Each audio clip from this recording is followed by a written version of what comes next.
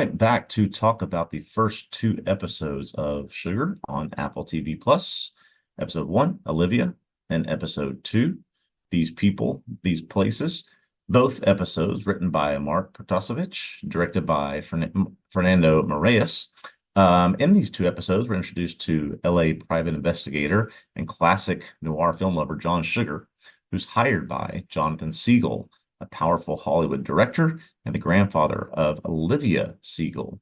Olivia is missing, has been missing for a couple of weeks. So the grandfather has hired Sugar to try and find her. But as he begins his investigation, we learn a lot about who Sugar is, but also a lot of the obstacles that he runs into during this investigation, including Olivia's brother David and his bodyguard or pal Kenny, who are trying to follow him and sort of track his every move and see what he's up to. They don't trust him. Olivia's father, Bernie, who thinks that she's probably just off on a drug bender somewhere and that this behavior has happened before and that this is very common for her. He is somewhat seduced and gets to know Olivia's stepmother, Melanie, who is a recovering alcoholic. And we learn that she may be hiding some secrets, not only about her past, but also about her relationship with Olivia. Sugar also discovers a dead body of some sort of male paramour found in the trunk of Olivia's car, and that body at the end of episode two disappears. Meanwhile, Sugar has a handler named Ruby, who is not only buys him old classic guns from movies, but someone communicating with him, but also communicating with someone else, mysteriously trying to keep tabs on what he's doing as this increasingly complex case unfolds. So, new show, new concept, all new cast of characters that we're introduced to here. Certainly has an undeniable feel and style to it. You Yeah, alluded to this in your recap on the website. Thoughts on the first two? You enjoyed it? What did you think about it? I really rather enjoyed it. I mean, I was saying to you right before we started to record, I think it does probably come down to the extent to which you're enjoying the style of the show. Uh, Hmm. it looks like mixed reviews. I'm not reading reviews that have been put out. Want to watch it untarnished by the views of Alan Sepinwall or whatever, personally. We're going to do it. I'm going to do it. I'm writing about it. You mentioned I wrote a recap of these episodes for TVObsessive.com. That's the biggest thing to me. I enjoy this style. I'm a sucker for noir in general. Hmm. There's something else there's a way in which this show is heavily stylized, and it might turn some people off, but I like it. What about you? Yeah, so I'm glad that we're going through this because I have not generally, I mean, I guess I've just been sort of agnostic towards the noir style, these types of movies. You mentioned the stylization. It's styled in such a way that there's almost seamlessly Colin Farrell acting in scenes of the show spliced into then pieces of old movies that kind of the conversation continues and it goes right back to what we've seen. So like I said, I've not necessarily spent much time with nor cared much about this type of style or this genre. But maybe even perhaps because of the characters and the acting and the people within it really sucked me in and drew my interest. The story I think is fine so far. I have no issues with how they've stylistically set up this show. I think good performances through the first two episodes. Yeah, I agree. For sure. From all over the place, really. Nate Cordry Yep. as David, don't call me Davy Siegel. I've decided I'm just going to call him Davy He's because Davy. I Yeah, don't that's right. respect him, Davy and Kenny. Yep. um, Davy Kenny. Yeah, so you've got that element. There's some humor to it, right? There's humor to a number of things that occur. It's not in terms of the style. I don't know if it's quite as dark as noir might make you think of, but I find this interesting. There's something that is a bit novel in how it feels to me, even though at the same time it's clearly playing with film noir and the opening credits, which are kind of like pulpy illustrated magazine kind of style, and Yeah. there's all kinds of smooth jazz going on, and a little bit of narration. But let's talk about the character, the title character, Yeah. played by Colin Farrell, John Sugar, quite a name. Um, but fitting. I mean, he's kind of sweet, Yeah, sweet guy. he's I mean, certainly maybe what you would think of or expect to see in one of these types of films or in a genre show like this. Stylish, smooth talker, knows exactly what he's doing, doesn't ever seem to, get phased in any way. But he is, there's an emotional side to him. We see that when he's taking care of the dog. We see that when, he's sort of trying to empathize with the family, when he's taking care of Melanie after she passes out. So yeah, you might think there's just sort of a black and white detective for some of these noir films. I mean, black and white just in terms of their morality, but this guy just sort of has something where he wants to make sure he's taking care of you while also getting to the bottom of his mission. Right. But I think it does fit in a certain way, even if it's a little bit different, even if it feels a little bit softer. I don't know if he's a soft-boiled detective Yeah. or what we want to say, but that, he kind of doesn't understand why he cares and the way that he Mm, cares, but he does, and he can't help it. And yeah. I think then the flip side of that is he also just kind of doesn't understand why other people suck. Yeah. You know what I mean? Like, so it's not like it's not like his character is tempted towards the, Yeah. self-interested, evil, corrupt stuff and holds back. No, it's just like he's not tempted towards it, Yeah. and but he kind of doesn't understand why other people are. But he lives in a world where that's all over the place, and he knows it is, and he's used to it. He's almost sort of inured to it, Yeah. and yet yeah, I mean, he persists, and it's like, of course, he's going to take care of the dog, and so on and Right. so forth. I found that what you're saying to be clear. I think there are two times. Once where he says, sort of again, the inner monologue, I don't like violence. Another time he says, I don't like hurting people. It's almost like this, what's left out is the comma. Why do these people make me do it? Yeah, Why do they, it's just sort of this, I don't quite understand this line of work, why I have to sometimes have to resort to violence. right. Like in the opening scene in Japan, which I think is just there to kind of set the stage. I doubt we'll return to it, but I could be wrong, so I don't Yeah. want to say that too strongly. But it kind of feels like it's there to start setting the stage of his character. And he tells the guy, he's like, "Well, look, you kidnapped this kid, and that kid's father's actually Yakuza, and this is going to be very bad for you. Just tell me where the kid is, and I'll give you time to run." Yeah. You know, and like, of course, the guy doesn't do that.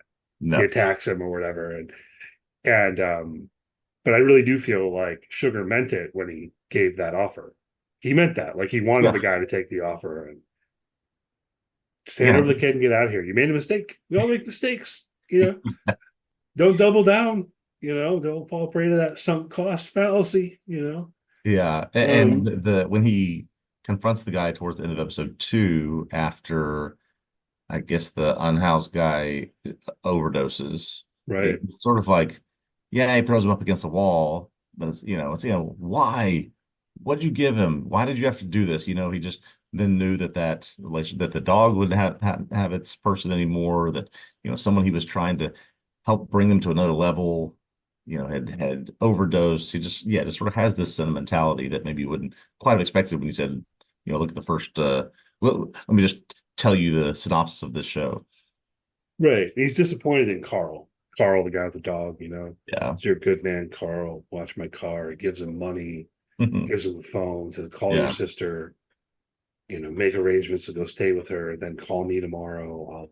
I'll get you to Missouri or wherever it Yeah. was. I think it was Missouri, but I don't know for sure. I might be misremembering that. But then no, unfortunately, Carl goes and gets drugs and Yeah. overdoses, and then yeah, Sugar's mad at the drug dealer, Yeah. but not for too long, because he's just disappointed. Yeah. Just well, oh yeah, okay, it went this way. I was Yeah. So never here. it's an interesting characterization that if you had said there's going to be a show about Colin Farrell as a private investigator trying to solve a case, you'd think more hard-nosed, straight lace, walk the line, do the things that it takes to get it done, and not this sort of deviation to I can't help but stop and pick this up or do this for this person along the way. Yeah, and I think it's an interesting spin on it. I mean, Hmm. I feel like your classic film noir PI always was a little similar in a Yeah. way of I care about this. I don't know why I care. The world's unjust and it's never going to change. Yeah. But for some reason, I just have to help this woman in trouble, even though she's going to betray me. I know, like it's just like Yeah. okay, but it is a little different at the same time. It feels a little bit, I don't know what. So we have a What? case with Sugar, who is tasked with finding Olivia Siegel. Thoughts on the different people within Olivia's family? We're introduced Yeah, to said the grandfather, the father, the stepmother, the brother, all different aspirations and interests in whether or not this case is solved and what they think about it, whether it should even be happening, whether they should even be looking for it. right. So you got Jonathan Siegel, well played by James Cromwell. Yep. Awesome. And he's hired John Sugar. Seems like a good guy. Is he really a good guy? Maybe we don't know yet. But he Yeah. seems like a pretty good guy, and he wants to find his granddaughter Olivia, who he cares about deeply. And he's very worried about her because she hasn't called him for money, right? We're told that she's previously disappeared, going on drug binges or whatever, but she always called Jonathan for money, always gave him money. He's a softy, but Yeah. she hasn't called, so he's very worried. And in the meantime, Olivia's father, Bernie, thinks or says he thinks that she's just out on a bender. Um, Melanie says the same thing. This would be Bernie's ex-wife, Olivia's ex-stepmother. I don't know if it works that Yeah. way, Yeah. but not her biological mother. Her biological mother is deceased. Was a prominent actress named Rachel Kay. I want to say I've got her last name right. I believe that's right. We Yep. didn't put that in notes here, but she had, and there's a lot of ins and a lot of outs, right? And so then you got Davy, who's the son of Bernie and is Olivia's half brother, played by Nate Cordry. I appreciate his performance also because it's fitting for this kind of I don't know how to characterize this guy. Yeah. Yeah. Um, He's he's just kind not of, very smart. yeah, he's the screw up trying to make dad happy. Can't do anything right. But yet dad keeps trusting him to try to outwit and outthink one of the smartest private detectives that that exists. Yeah, and they're apparently trying to reboot his film career by Yeah. making a version of a film that he was in when he was a kid. Now following up the same character as an adult, which sounds Yeah. just like not a terribly good idea. It's kind of like let's make Home Alone follow up with Kevin. Yeah. Like, so Also let's see sounds how. also sounds very 2024 to me. Yeah, I mean it does, but at the same time, it's kind of like meh. There's a lot going on. At the same time, watching it, it felt fairly straightforward to me, or easy to follow anyway. Yeah. Yeah. But Yeah. going back to recap it, I don't know if we're going to hit on everything. I'm not sure I hit on everything in my article. Hopefully, we just don't get anything wrong. It does seem that Davy is apparently the subject of multiple allegations of Yes. some kind that I think are sexual misconduct allegations, but I don't think it's said. I think that's They're the kind of trying to implication. Yes. cover them up. And so it would seem at least part of why Bernie doesn't want Sugar poking around is he doesn't want Sugar digging up various types of dirt around the family as he's looking for Olivia. Um, but That's the impression I got that they're less concerned about whether or not Olivia is missing and needs to be found, and much, much more concerned. Bernie, Davy, Melanie, all much more concerned about what is he going to find along the way as he looks for Olivia and digs into all of us. right, so they just want him to stop, go away, stop poking around, Yeah, stop turning over rocks and yeah, looking yeah. in closets with skeletons in them and all of that. But of course, John Sugar is going to do no such thing. Right. He's going to get to the bottom of this. Doesn't matter what the Uh, cost is. Doesn't matter what the fallout is. yeah, He's not going to give up. no. Um, That so that that I think is a I mean a pretty strong characterization of let me see your film noir private detective that I'll push through anything and everything to make sure I get to solve my case. Right. Right. I think that is where it does very much fit with your classical kind of noir detective. And though he says that Olivia reminds him of Jen, Mm. who we learn in episode 2 is his sister. Something bad happened to her, and we don't know what. We have no Basically, idea. So something, yeah, something very tragic, but we don't have a sense of why, when, what. Yeah. the name stands out, the spelling of the name, and maybe some people didn't notice this if they weren't using captions and haven't looked into things. DJEN, Jen. Yeah. Yeah, that is stand out to me. No idea what that means yet. No idea if that's in relation to something else or a nickname, but we get that, I think, revelation right at the end of the second episode. That Jen is his sister. The, Yeah, the Jen's sister and something's happened to her. Yeah. yeah, because he says something like, I hope this story doesn't end like Jen's did." Yeah. So whatever. I tried looking into this. This isn't in the article I wrote, but I was poking around on it today, getting ready to record. I can't really find credible sources about like the name's meaning, Mm. which sometimes you can find. But I did find something from the names.org. Oh, okay. Okay. But it said that this was a user submitted comment from Nepal. So I'm just pointing out the very, very incredibly credible source that I'm pulling on here. Okay. User Oh submitted boy. comment to names.org from some unknown user says that Jen means imaginary. No way. All right. Yep. We're putting that in our pocket and we're gonna have to come back and Yeah, we got I was like, I gotta note that because so yeah, is she real? We might have almost been interesting. led to that question anyway, Yeah. in a sense. And So that is interesting because I believe it's the end of episode one. We have this sort of, I don't know if you call it a hallucination or a vision or something where he thinks that from an injury he suffered in Japan, he thinks that he's bleeding in the shower, goes in, turns water, tries to clean it off. Then he sort of has this moment where he wakes up, but nothing had actually happened. And so it's sort yeah. of, is this again hallucination? Is this some sort of post-traumatic stress? Is that, what is this? Does he have some sort of blackouts? We're not quite sure what that was in reference to yet. And he freaks out as he's watching videos of Olivia on the internet, and Oh, in particular, maybe as he's watching this video where Olivia is reenacting a scene from a film that her mother acted in. But he's digging into Olivia, who he says reminds him of Jen, yeah. and he freaks out. And then he basically reconstructed the scene. I think there's some black and white thrown in as Yes. well. I don't know if ultimately there's going to be a way that we read into when it's black and white and when it's in color, or if it's just stylistic. You Yeah, know, I've been trying to track that and haven't really caught a pattern yet. definitely don't have a line on it yet myself Yeah. either, but it's something to note. So yeah, what's going on there? And does this relate, or how does this relate to his whatever the thing is with his arm that Ruby keeps wanting him to go to the doctor about? Right, Yes. like he'll kind of lose control of his arm or shake a little or whatever. I presume there's some connection there. Don't know Yeah. exactly what that is as of yet.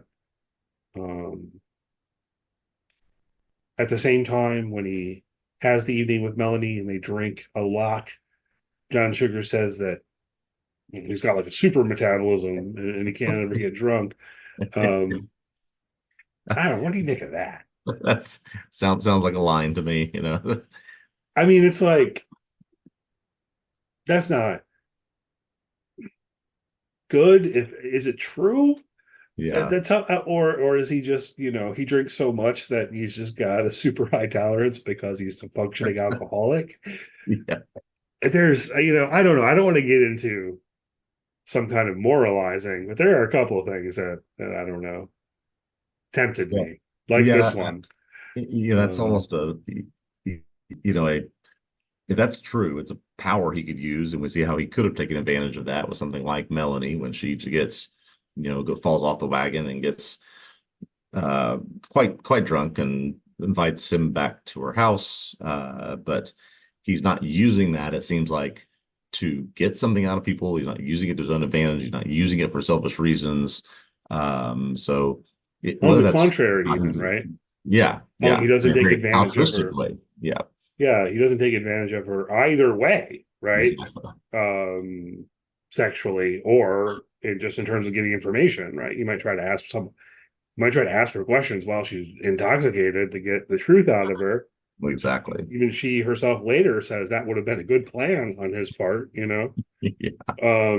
But he doesn't. You got to do it the right way, you Yeah. know. They're not about exploiting people. Did you get a sense of why he went to her? I guess it's an AA meeting. Why he went to her AA meeting and listened to her? I got the impression she invited him there. I guess so. I'm just not. I wasn't clear. I mean, she just impressed with him, wanted to see him again, appreciated that he didn't do the things he could have done, and yeah, wanted to. Yeah, Well, let's have this falling out later. So I just found it interesting. So how that happened. I guess I didn't quite track that. I did think it was a little bit odd that the setting was an AA meeting, but I Hmm. believe that there were indications that she called him up and wanted to see him. Okay. And then he's showing up at her AA meeting, which is a little that bit felt a little bit weird to me because I don't know if you can generally do that. No, I don't I think don't. I so. Not or like I if mean, there's it's not like legal they've got protection. armed guards at the AA meeting, but I don't know if that's generally viewed as okay, you know. Um, but that's how it goes. All the stuff with substance abuse in here is Hmm. again, he drinks a ton, says he can't get drunk. He's driving around anyway. Yeah. We'll just accept that. There's the Carl, whom he tries to help, and he gives him money, and Carl ends up using it for drugs. Don't super like that trope, yet it didn't bother me the way it played out. Yeah. Um, there was Well, no the show didn't try to land some kind of message like he shouldn't have given Carl the money. It didn't do that, right. which I Right. appreciated. That was the right move, just used in the wrong way. And I think that, it's one of those scenes where you could almost you could remove that completely and it would not affect plot, but it certainly helps to develop character, Yeah, is when we see that. Um, and just sort of also is in contrast to Olivia's family, who almost all of them, except for grandfather, believe she's probably out on some sort of bender, but just don't really care that much. So yeah, he's that's just also interesting to comparing tie him in to that here. family. Yeah. That's almost like, hey, if she's out on a drug bender, that's the good Yeah. possibility. Exactly. Yeah. Um, but I don't know. It definitely seems like it's something worse. Let's try to dig into these complexities on this front. You mentioned in your summary, Sugar finds a dead body in the trunk of Olivia's car when he gets in here, and the guy's name is Hmm. Clifford Carter or something like that. Yep.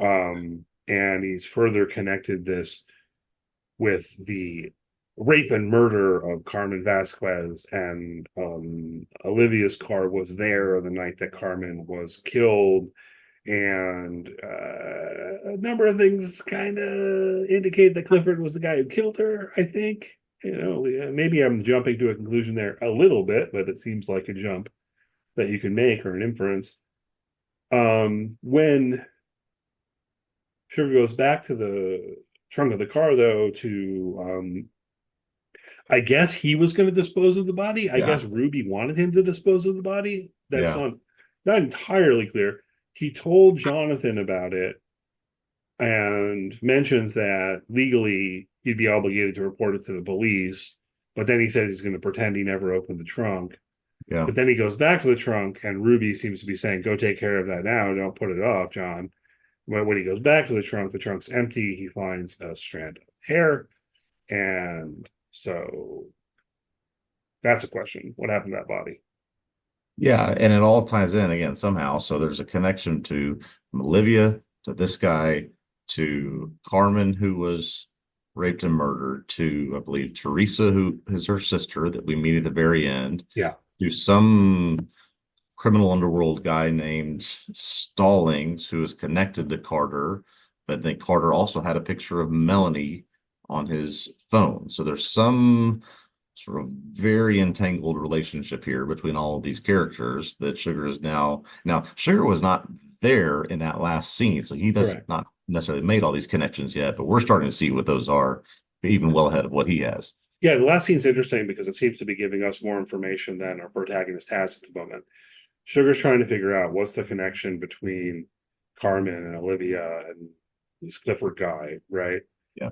And so we get here at the end of episode 2, Teresa, we haven't met before either, but apparently she's Carmen's sister, and she's ambushed in her apartment by Stallings and his thugs. Eric Lang, who I'm sure this is one of those guys that everyone watching the shows can be like, I recognize that guy. Yeah. What's he from? Yeah. There's like, let me see the numbers on his IMDb page this week.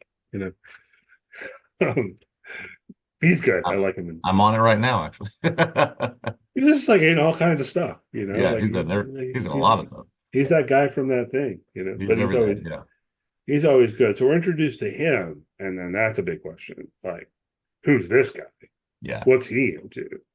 I mean, he's clearly like some kind of Yeah. organized criminal mobster, if that term's appropriate. You know, um, Yeah, so it's pretty clear that we were introduced to the characters in Olivia's world and how they not just in a familiar way relate to her, but also all they interact with her. And now with the introduction of Stallings right at the end, we're going to get introduced to the world within, wherever Olivia was living, right? And so Stallings is a key part of that somehow.